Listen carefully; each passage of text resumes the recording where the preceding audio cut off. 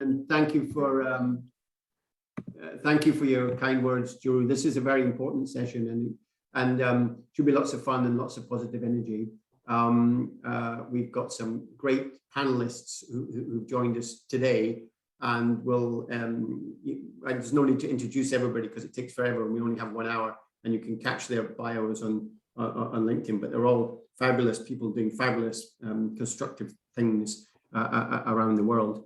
But before we move on to our discussion, perhaps we just go through a couple of slides about the rules of today's session. Move on. So we have a system called Wordly, which is for translation in different languages.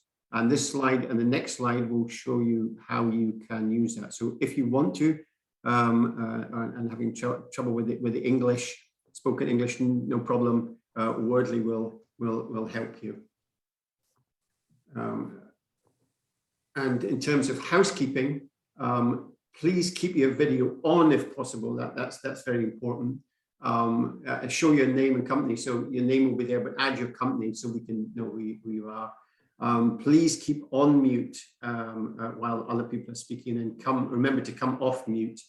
And then you can always go on to technical questions if you need to, and enjoy the session. And we'll move on now. Just by way of introduction, my name is Mel Young. I'm a social entrepreneur. I've been a social entrepreneur for most of my adult life. Relevant for this discussion is that I'm a co-founder of the Elders Council for Social Entrepreneurs, which I co-founded with Andrea Coleman and Chris Underhill. And we've been going for the past couple of years and talking about, in particular, social entrepreneurs who are coming to the end of their career, and talking about horrible words like retirement, although nobody wants to retire because they're passionate about the issue that they're concerned about. But then challenges around their boards, about succession planning, about exit strategies and so on. And it's been fascinating. I think now, in addition to that, Elders Council is starting to talk about the wider area of social entrepreneurs, how they can be supportive to new social entrepreneurs who are emerging, and talking about these areas like succession and exit at an earlier stage. So some very, very interesting discussions been going on there.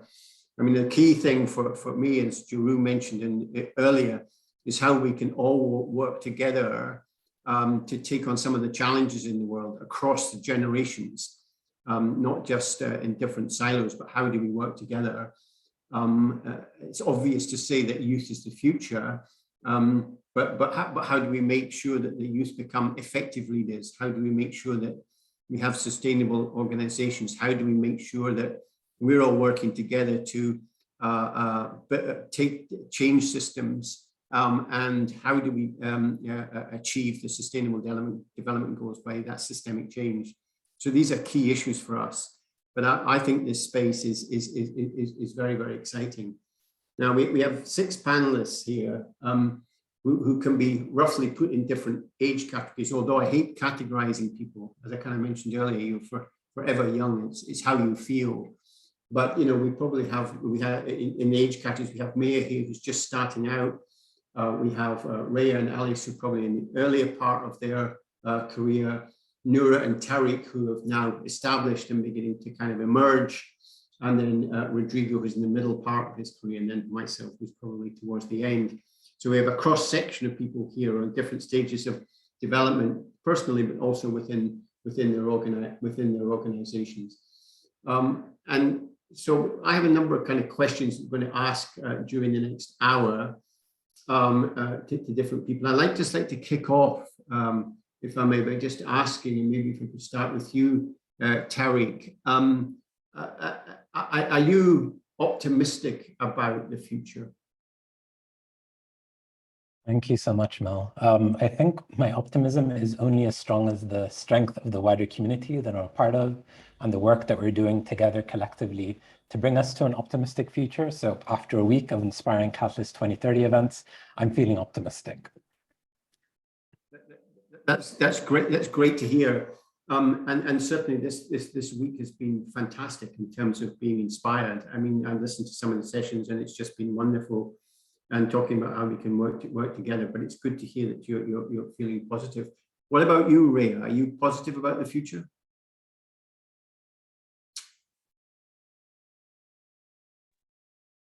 Hello, everyone.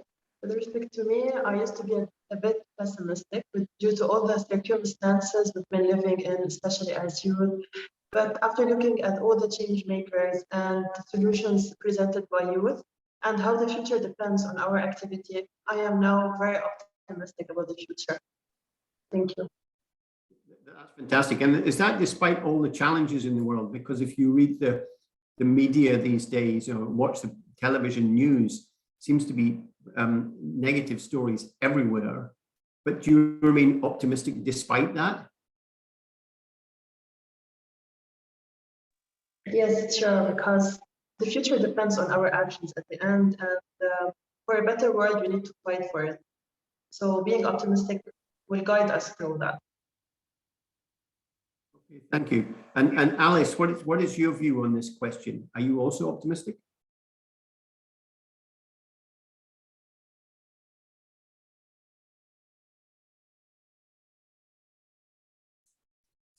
Yeah. Thank you so much. I was struggling to unmute myself, but yes, I'm very optimistic about the future.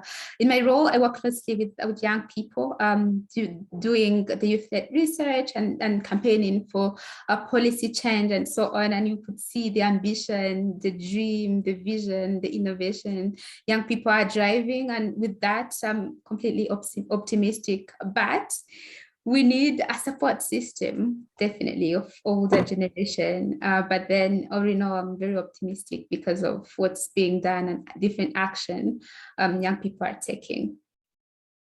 And don't put yourself back on muted, but do you understand, is your view that young people understand the issues implicitly that are going on? So in terms of, say, for example, environment and climate change, you don't have to explain it to young people.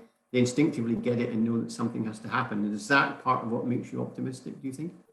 Yeah, it's entirely that, seeing that most of the grassroots solutions and ventures and innovations are being led by young people, and most of the campaigns, young people are taking the lead, and they are pushing leaders to take action. All of that would show you that we should be optimistic, really.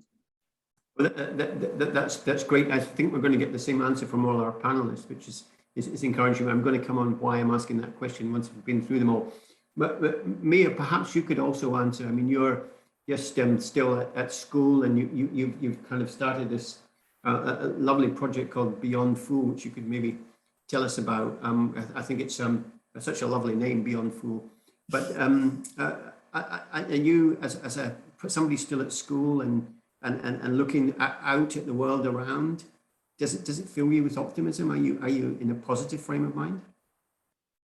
I think a bit of both, because I think, yes, optimistic, just because, like Alice said, there's a lot of ambitious people around me, and I can see like all my friends are all ambitious. And a lot of my friends are taking initiative to, go to talks, go to sustainable talks, or go to talks which inspire them. But I think I might be a bit pessimistic, just because I also know some people who don't really put themselves out there and maybe are not as ambitious. And I feel like, especially with COVID, there has been some backlash in terms of like, ambition and trying to go out and, I guess, interact with the wider world. And maybe you could explain to everybody about Beyond Food, because it's a project really that's tackling food waste. Yeah. So Beyond Full was actually started from due to like the opportunity given to us by our school to participate in the Global Social Leaders Competition. And so from this, we, because back home in Hong Kong, I do a lot of charity work. And so I took inspiration from this certain charity called Food Angel, which also targets food waste. And from this, we kind of looked at the Sustainable Development Goals, and we chose 3, which we are trying to tackle right now, which are sustainable living and communities, climate action, and zero waste. In the beginning, we had a lot of different ideas in terms of, how do we want to combat food waste? How do we want to, help food poverty? And so instead of starting big, like most people, we've kind of decided to start small in our local community.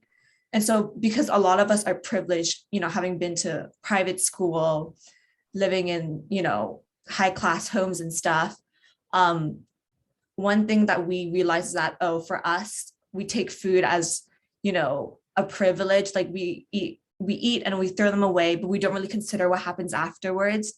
And so coming from a very privileged point of view, we thought, what can we do locally? And so what we're trying to do is promote zero food waste to our school community.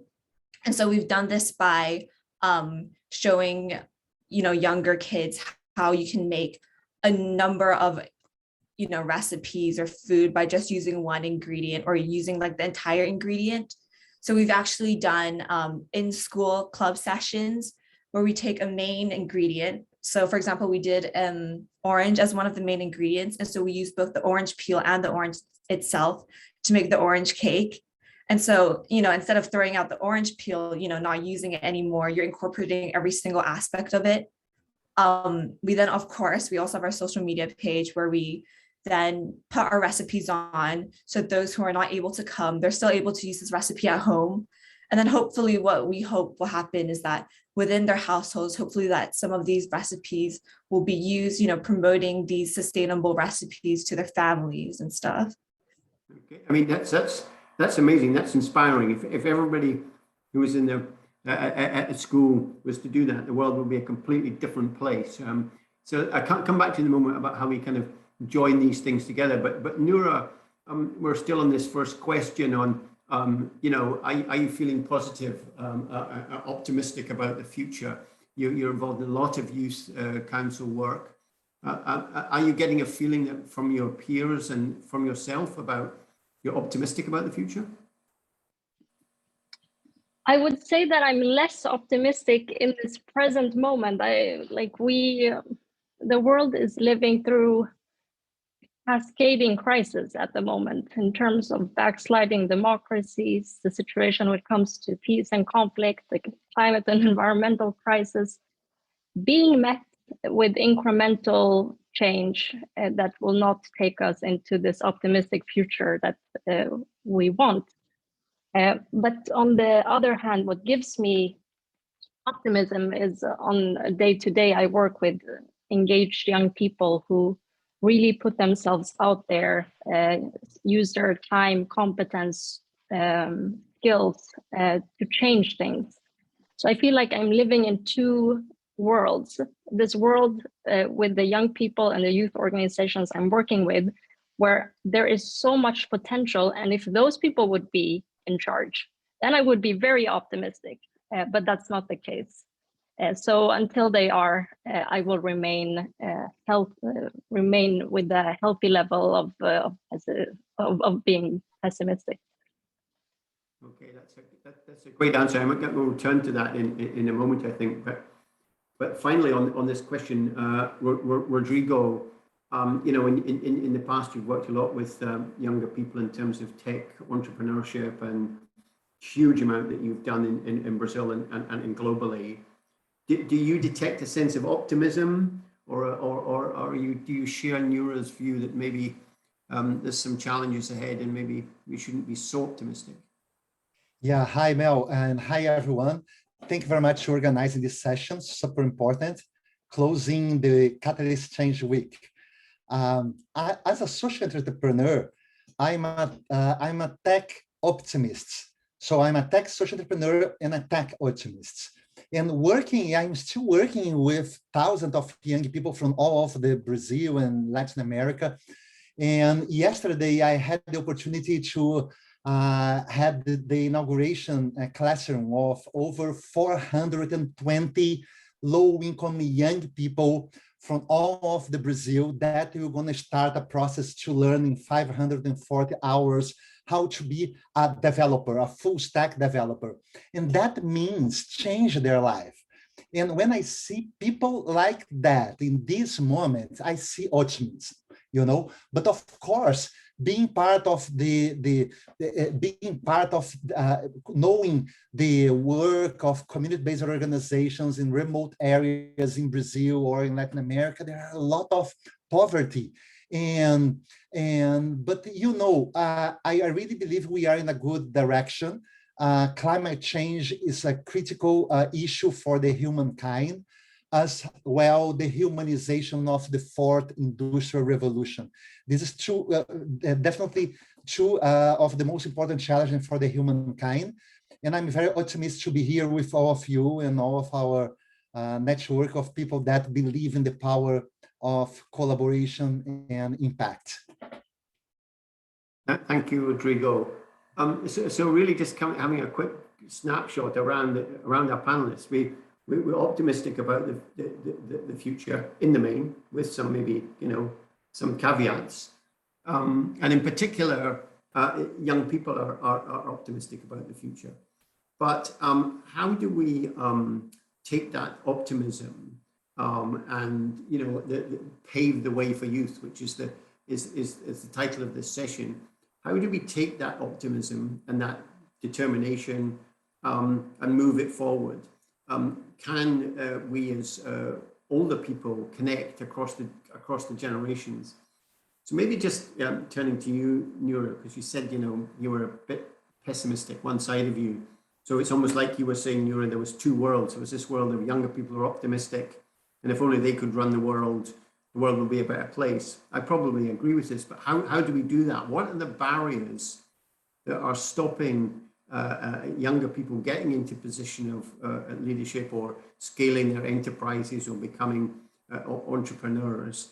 What are the barriers that are emerging to stop that happening, so we can get the optimists into leadership roles in the world? That's the $1 million question, but I'll try to share some of my perspectives, and I'll also highlight that I don't specifically work with social entrepreneurs, but I think these issues of catalyzing leaders, propelling leaders, it's universal. And when we talk about how we get young people engaged in social entrepreneurship, in policy making, in leadership roles, it's usually the same kind of principles that apply. But from my side and from our side, we take both the formal and the informal kind of approach to this. So the formal challenges are many. We live in a world where young people are essentially told that they do not matter, that you should wait for your turn to have a say. But they have so many amazing proposals and ideas and visions for the future that we really need to use today. And some of these formal obstacles include in the policy making space, like you have age limits that make it difficult for young people to join or run for office or to vote or all of these other aspects. And the informal ones, which are more of these aspects of, you know, the perception that young people have about themselves. When society tell young people that, you know, great, you have some ideas, wait for your turn. But if we wait for their turn, maybe they have different ideas in 10 years' time. I think it's really important to that we catch and utilize the perspectives of 15, 13-year-olds today. They are the experts on their own lives. They know the challenges they're facing. They know the solutions that they would want. And maybe those solutions should be put into businesses, or maybe those solutions should be put into the policy space. I think role models is an important aspect, to see other people such as yourself. And this is not just about age, it's about your background, people that share the same traits as you, seeing women. So I think we need to really highlight that role models can play a huge role in terms of perception of what is possible, because sometimes I think we are limited by our own kind of imagination prisons. And from our side, we work on young people's role in civil society. So how can we give them leadership roles today? We have presidents in our organizations that are 14, 15-year-olds. They run national organizations with tens of thousands of members. That's a huge responsibility, but that's a responsibility that young people can take on. And if they can get that trust from other young people, they can also showcase that both to themselves and society that they are ready to lead. Okay, thank you very much for that insight. Tariq, I think Noura asked some important questions there and comes up with some solutions. So how do we get younger people into these leadership positions? How do we get them, to get proper support for their enterprises and so on? And is it a question about role models, or is there more practical barriers there that you think we maybe need to overcome? What's your experience? I'll speak about two practical barriers. One which is well-being, and the other is compensation. So I run an organization called Recipes for Wellbeing, which focuses on supporting young changemakers and their organizations. And last year, we supported a study that was conducted by one of our partners, the Possibilists, on what are some of these barriers. And actually found that 59% of young changemakers have experienced some degree of burnout since they started work on their initiatives, with that being more acute for women and binary people. And actually that 64% said it was the systemic inequalities that they were living day to day, which is actually being the most draining. Now, of course, all this makes it more difficult for anyone to maintain an optimistic mindset, to have a balanced outlook to the future, and that ultimately hinders your day-to-day work and what you're able to do. But it's also connected to something else, which is 66% of young changemakers can actually compensate themselves or can only pay themselves a very small token amount for their initiatives. And it's, for me, a very deep injustice. There's a cycle of young changemakers dedicating their whole selves to their community work, that not being fully valued, supported, and recognized. There not being infrastructures of well-being, of mental health support for young changemakers.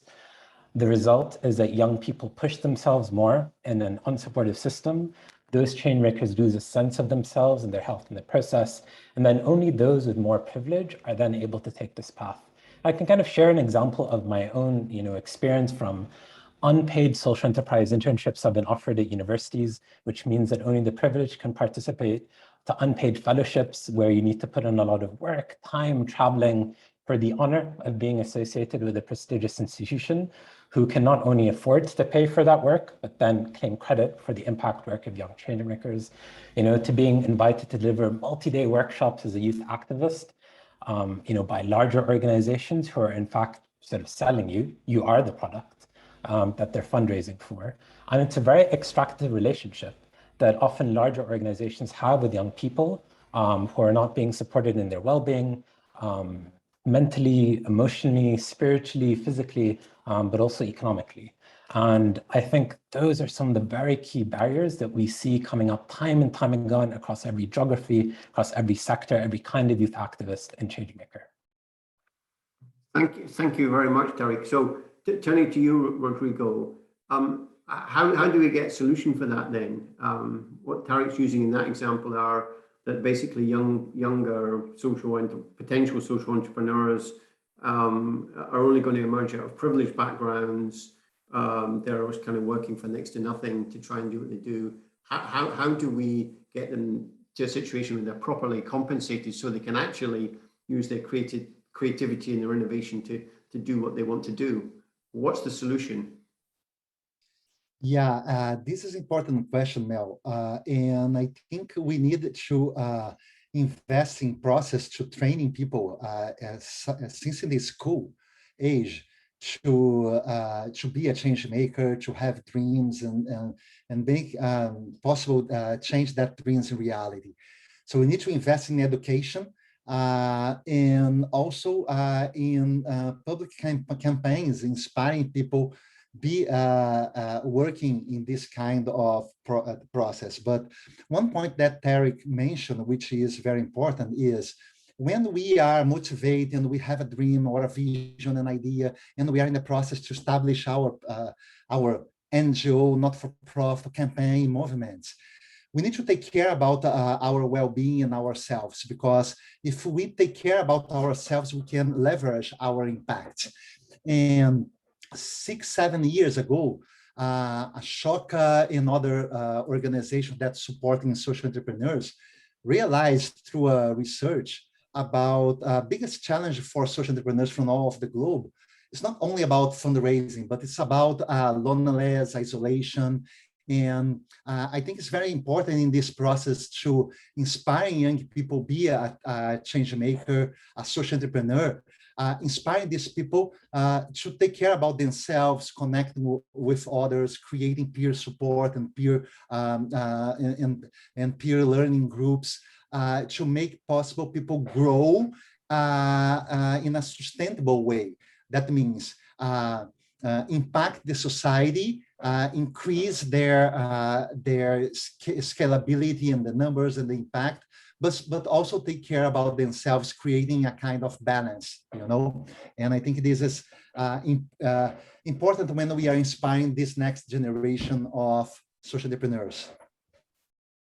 So there are some parts there when you're talking about, Rodrigo, really about core parts like education, got to be in the education system of any country. Education support gets people aware so that people can move out and take forward their careers. But I guess one of the challenges is around the compensation. So it's how do we get all this kind of positive energy and to be properly supported. So Alice, I'd be interested in your view on this. I love the name of your organization, Restless Development. So because that's what it is, restless development. How do we provide proper support to somebody like yourself, so to allow you to get on to do the restless development? Yeah, I think that's a good one, and thanks for everyone for your contribution. And I was when we're speaking on the giving young people the support they need. I spoke a little bit on the support system young people need to move forward. It seems like the youth, the state of youth civil society is thriving by its own. Young people do not necessarily have access to necessary skills, access to finance or infrastructure and environment that supports them to thrive.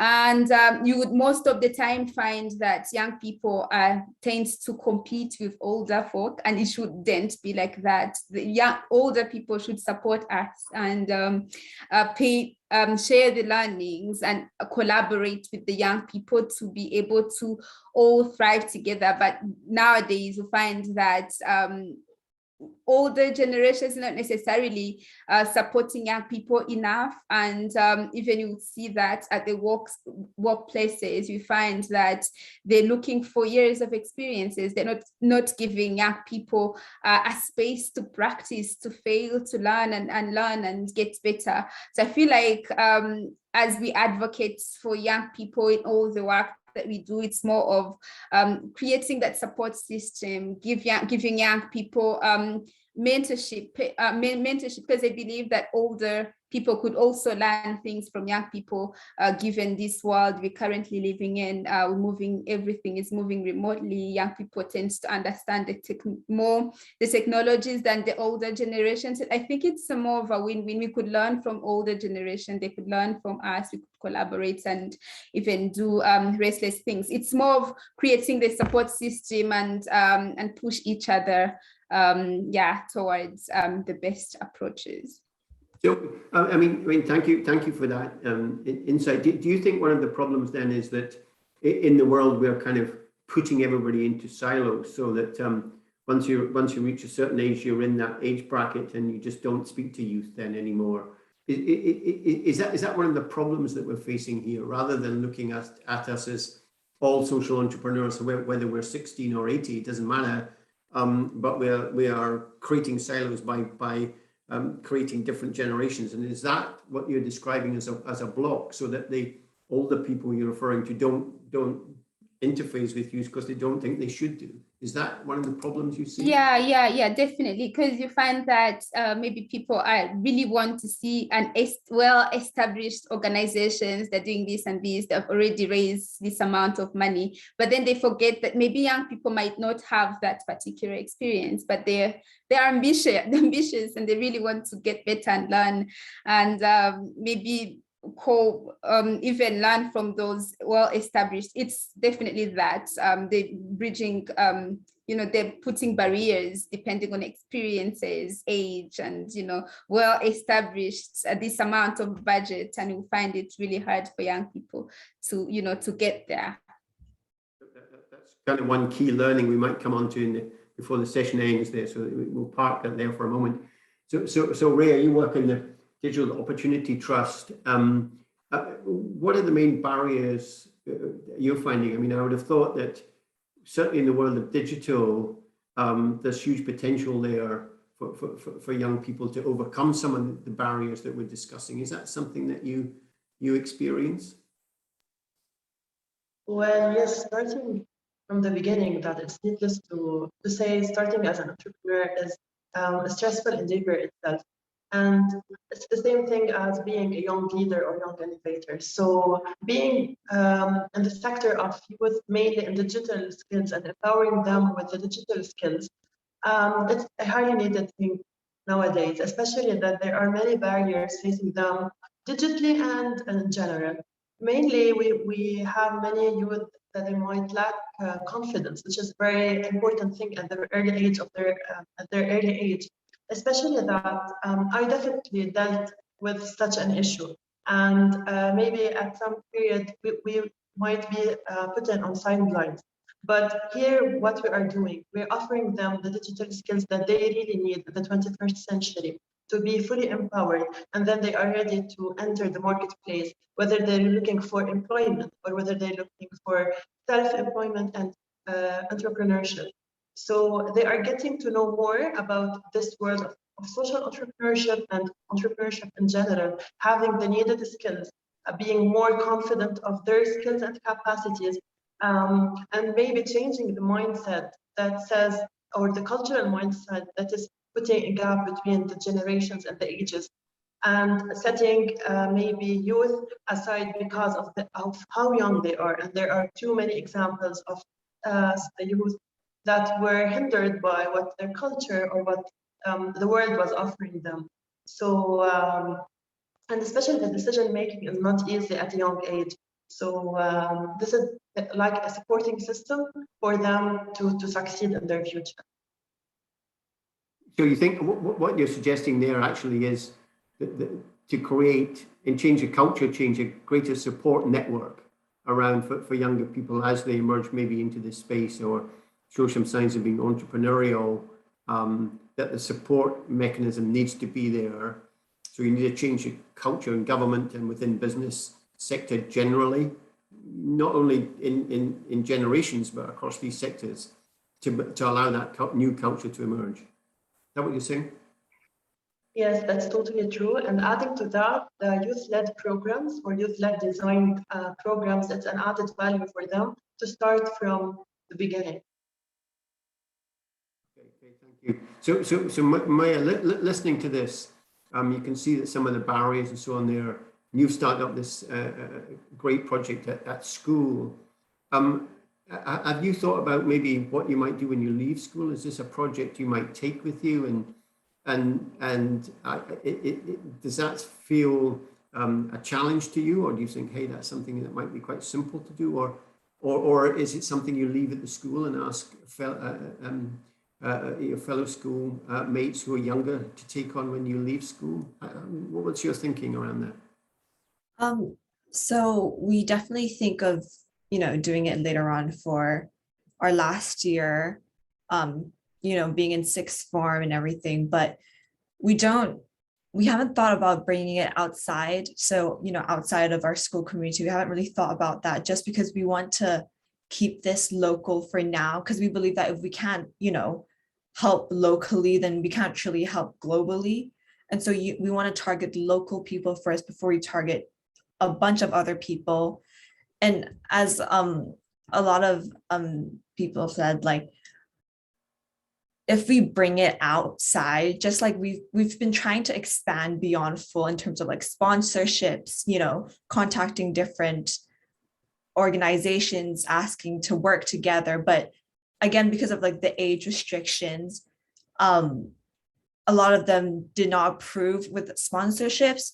And so if we directly bring it out globally right after we graduate, not only do we have to, you know, keep on working at it during our first year of uni, you know, but at the same time, we have to keep in mind that it might not necessarily work the way we want it to work out.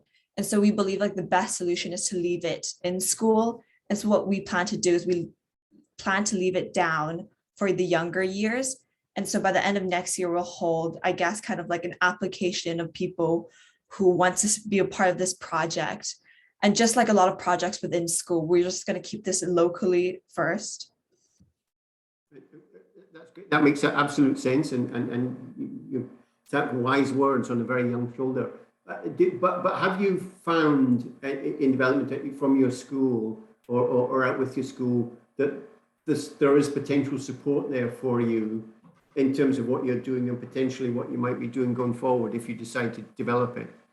Is the support mechanism there, or do you feel you might just be on your own? I think a bit of both, because definitely I believe that the support is there through the given opportunity.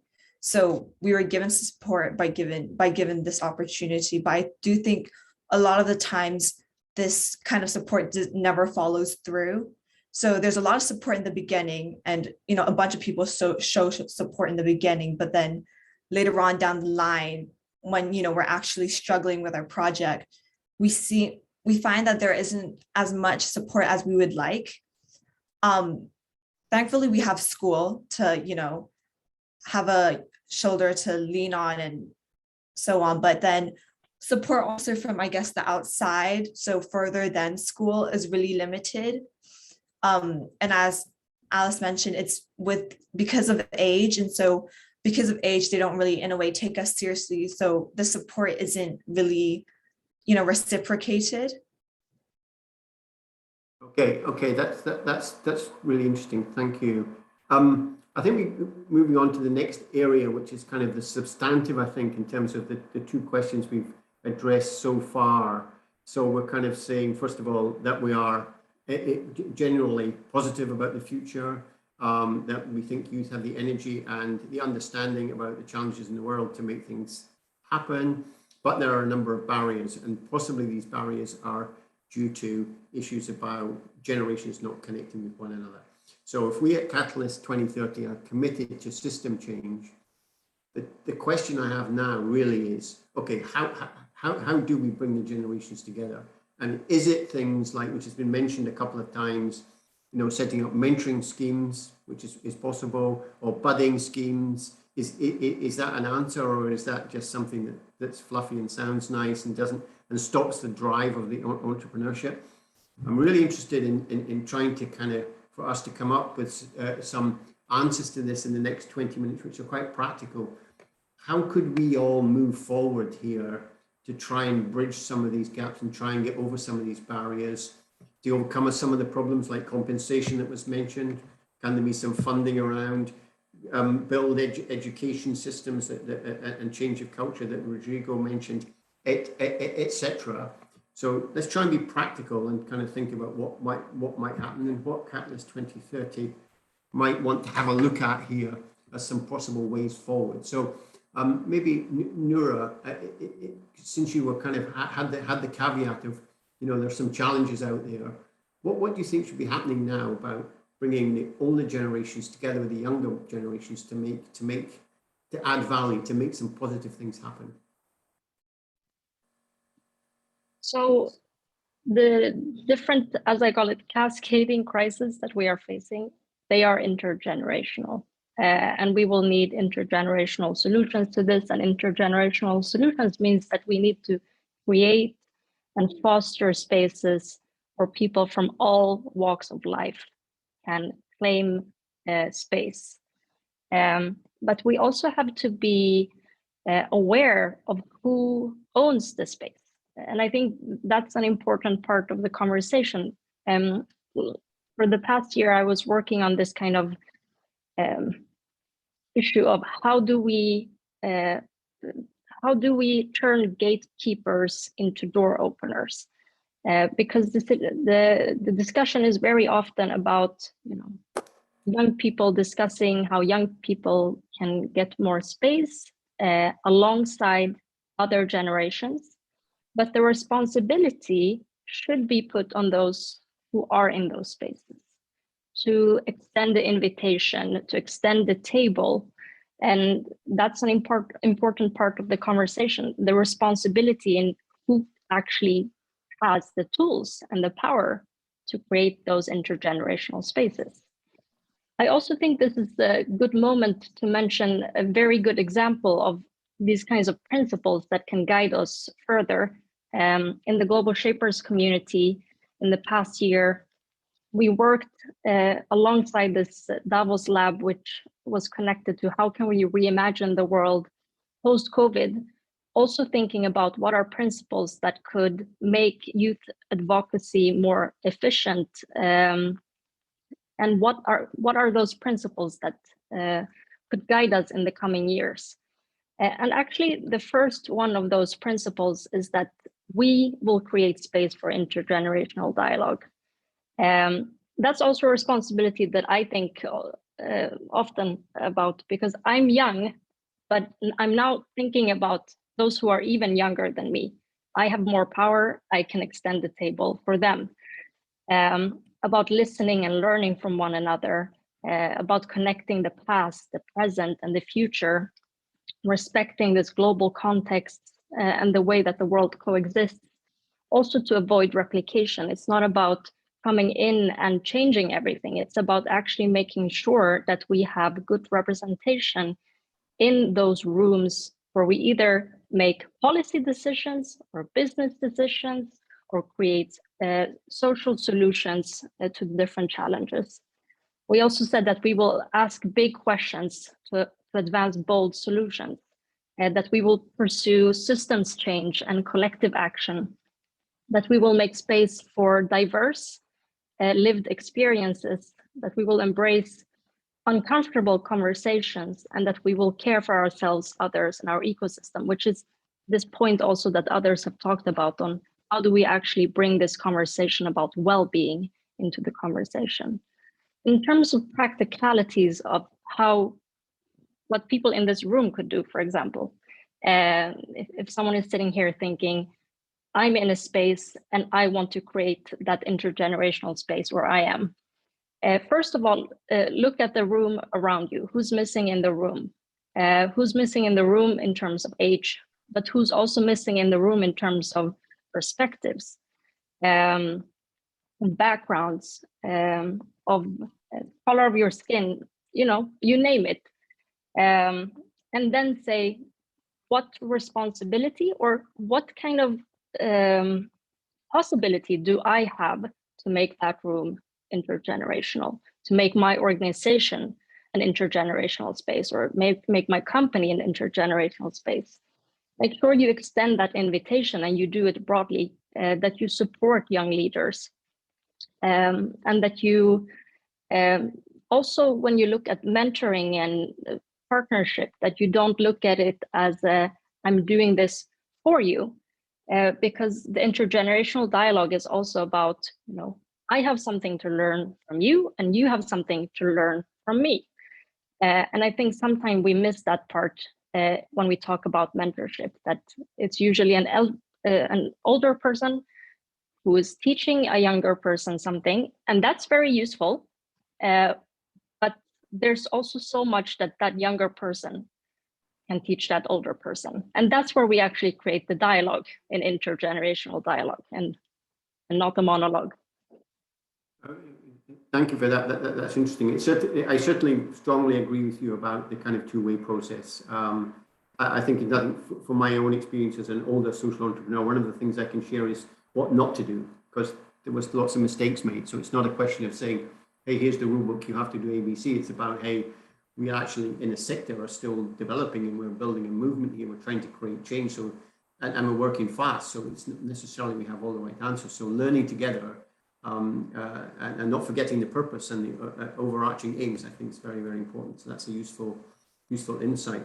What about you, Alice? Do you have some thoughts about some practical ways forward here, or are you agreeing a lot with Noura?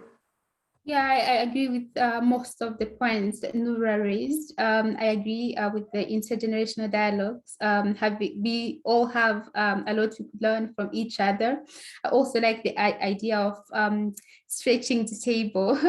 I was thinking of the power shifting idea. How do we give the power to young people, and also considering those from less privileged community? We have so many young refugees. We have so many young people from the indigenous communities. They have a lot of knowledge they could share with the rest of the world, but most of the time they're left behind in the data set.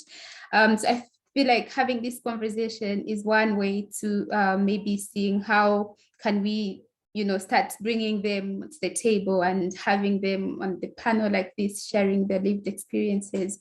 And I love the idea of mentorship.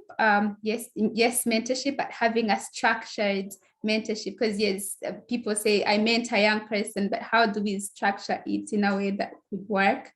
And lastly, I'll talk about a little bit on the availing resources. I feel like everyone needs to learn, being the older people, being us, young people, all need to learn, availing resources for capacity, for keep learning from each other. And yeah, I'm still optimistic till the end. We're going to get there.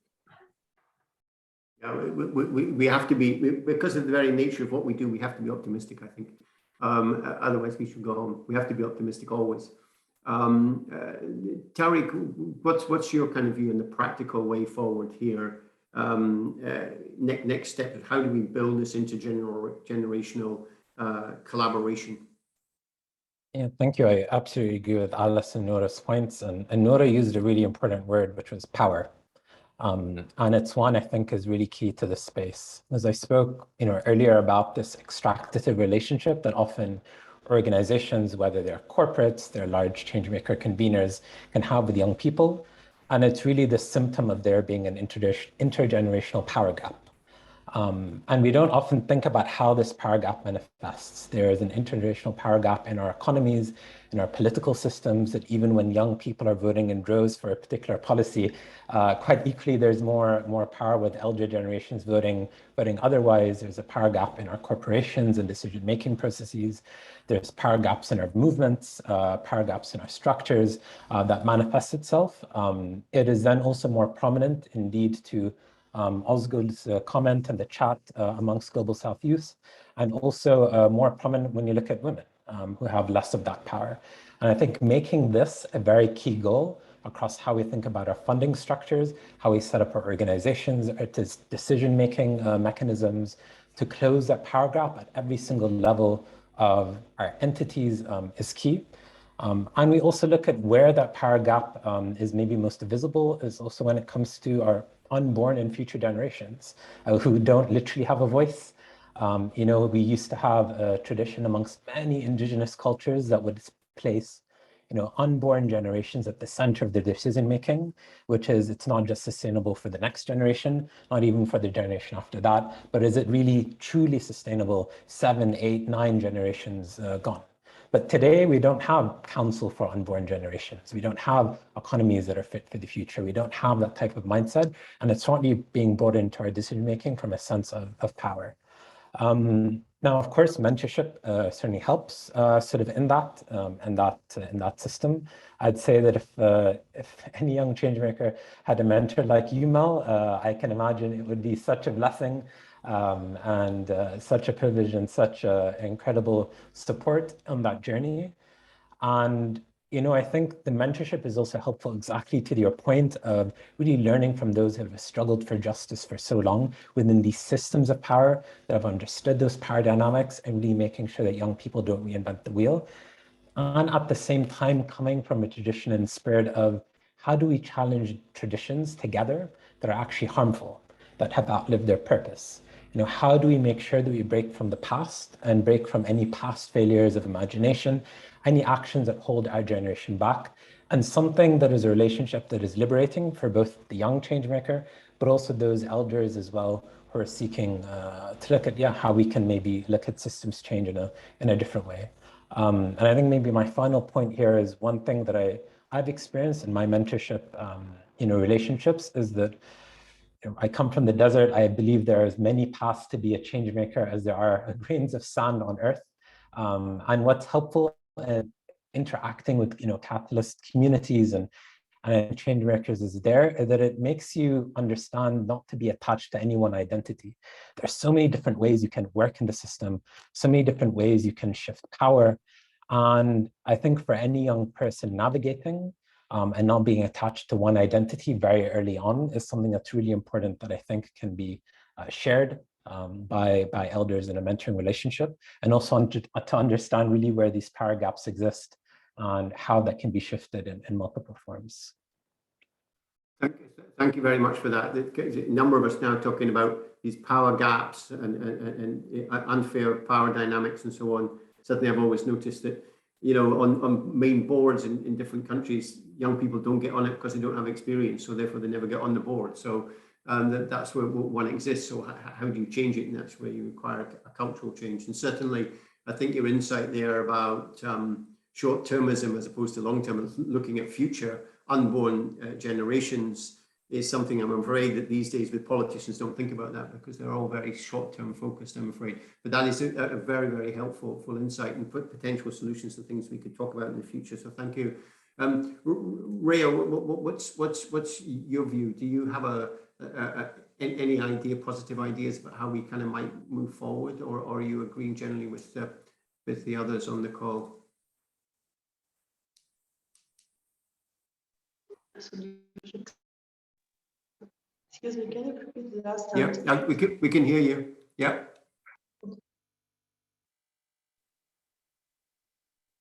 Yeah, I'm just asking again, what, in terms of how we practically move forward here, in terms of getting these intergeneration connections. What do we need to do? What can catalysts do? Is it around mentorships and budding? What's next stage? We've heard from the others some suggestions. I just wonder if you have anything practical to suggest. Yes, well, it's very important to link all generations together to reach the goal. So I think having a good buddying system or mentorship program for the youth to be connected to the older generation and the future generation would be an added value, because offering this mentorship program will get the older people can invest their experiences in the workforce and teach the younger people the ropes, and vice versa. The young people can teach the new technology or industry-related skills for the older people. So this combination, it would be an added value to achieve the system change that we need to achieve. Okay, thank you. We're rapidly moving towards the end of this session. Unbelievably, I knew the time would disappear, but we have I want to come back to two people. Rodrigo, listening to this, and you've been kind of involved in this space a bit longer than some of the others. Are these suggestions that have been put forward practical, do you think? Do you think we can actually start to kind of build together, really look at something that's kind of intergenerational here, that will actually enhance the system change, that changes that we want going forward? Yeah, I think this is a really very important question even for catalysts.